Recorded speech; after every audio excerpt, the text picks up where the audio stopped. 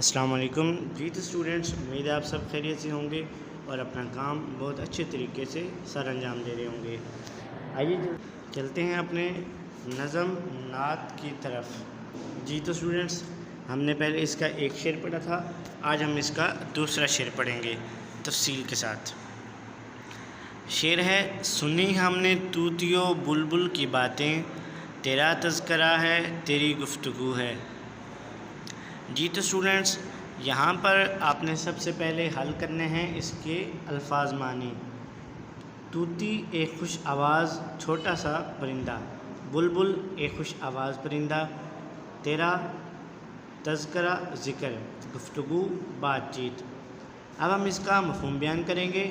ہم نے طوطیوں بلبل کی صداؤں اور نغموں میں بھی آپ صلی اللہ علیہ وسلم کا ذکر سنا اور آپ صلی اللہ علیہ وسلم کے بارے میں گفتگو سنی۔ آئیے چلتے ہیں اس دوسرے شعر کی تشریح کی طرف۔ حضور اکرم خاتم النبیین محمد رسول اللہ صلی اللہ علیہ وسلم کائنات کی تمام اشیاء کے لیے سراپۂ رحمت اور شفقت بنا کر مبعوث کیے گئے، یعنی زمین پر بھیجے گئے، مبعوث کیے گئے، پیدا کیے گئے۔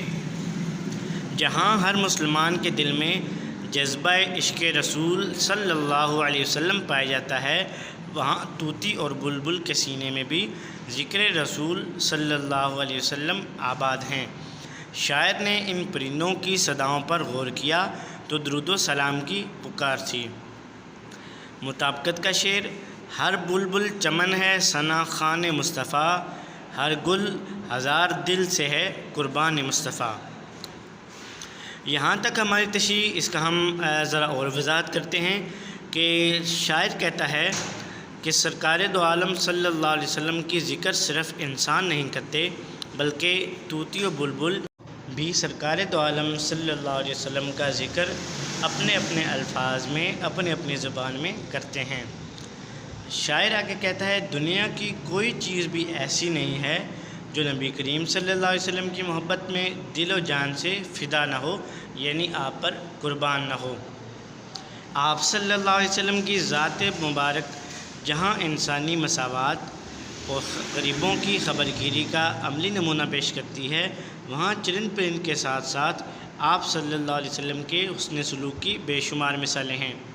قرآن مجید میں اللہ تعالیٰ خود فرماتا ہے کہ وَرَفَعْنَا لَكَ ذِكْرَكَ، اور ہم نے آپ کا ذکر بلند کر دیا۔